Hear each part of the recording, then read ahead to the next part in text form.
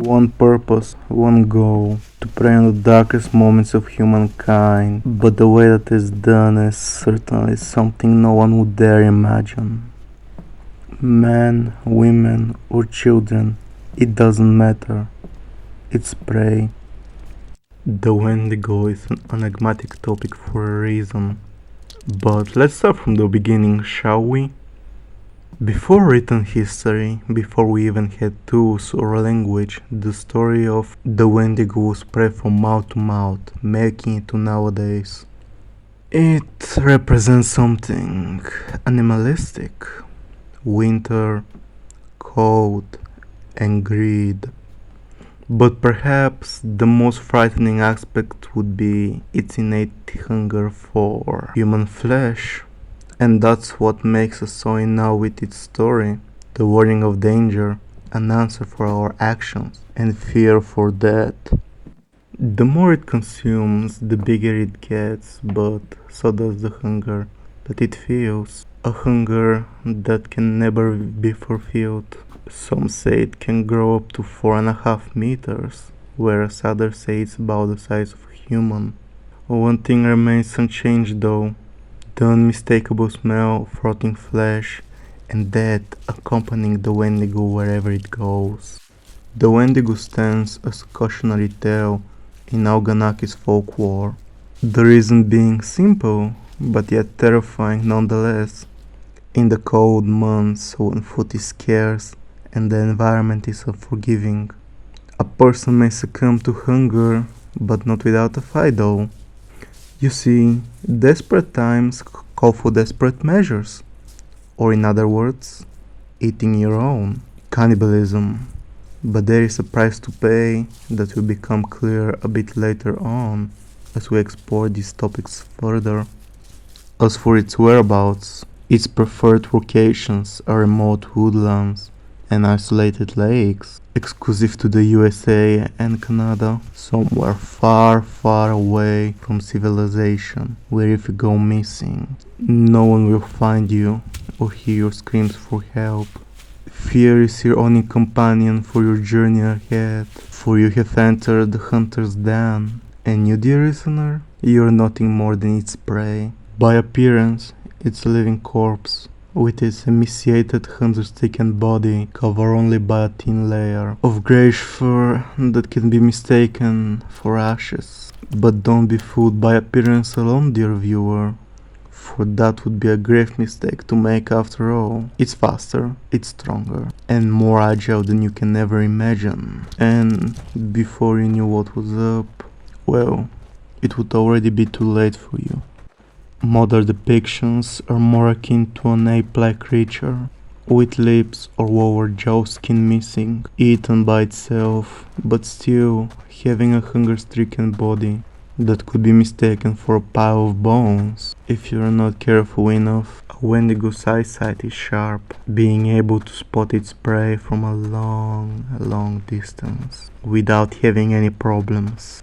In appearance, its eyes are sunken or sometimes glowing, but this alone is far from what it's capable of.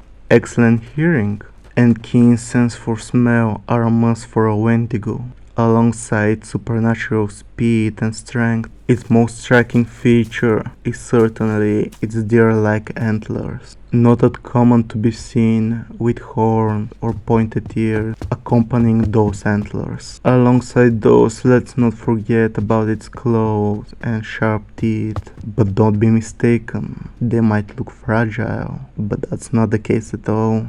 They are sharp, strong, and most importantly, deadly, without a doubt.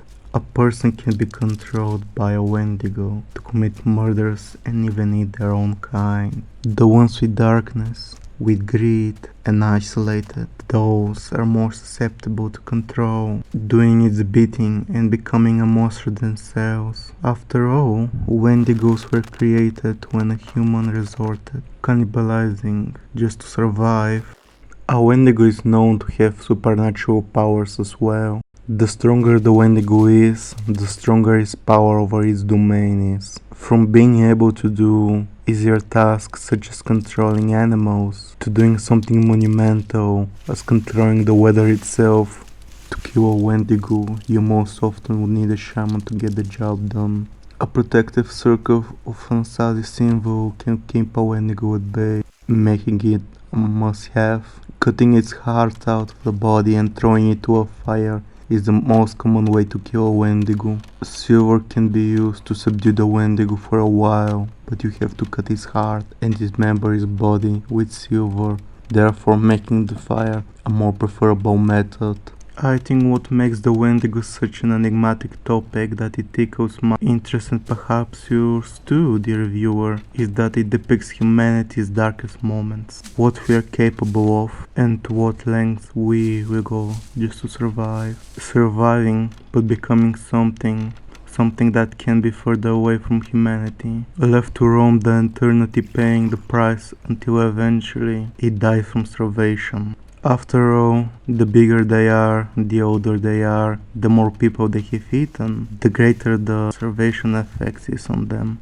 A fitting fate for what it has done and a fair price for its deeds. From the secluded woods being a reminder of the brutality of nature, to the way that it stalks and deceives its victims, being a reminder that we should be connected and have no place for greed in our heart. When the community itself relies on each and every one of us, it's not flashy. It doesn't need to be seen or feared, no higher purpose either, just the animalistic instincts driving it forward, without a goal or a reason other than our most primal trait, survival. The Wendigo has been depicted in art, literature, films, and even video games. Furthermore, as they say, sometimes reality is stranger than fiction. Wendigo psychosis is a disorder characterized by hunger for human flesh and the innate fear of turning into a cannibal, something that is so twisted you would wish it was fiction. We are at the end of our journey. Hope you get a good time, my friend. If you would love to see more such hand-drawn content by me, consider subscribing and interacting with this video. This would mean the world not only to me, but for Poco too, so I can buy food for him. I don't know what it is. I found him laying in a puddle outside. He looked a bit sick, but it's breeding. Any and all support is welcome. Till next time.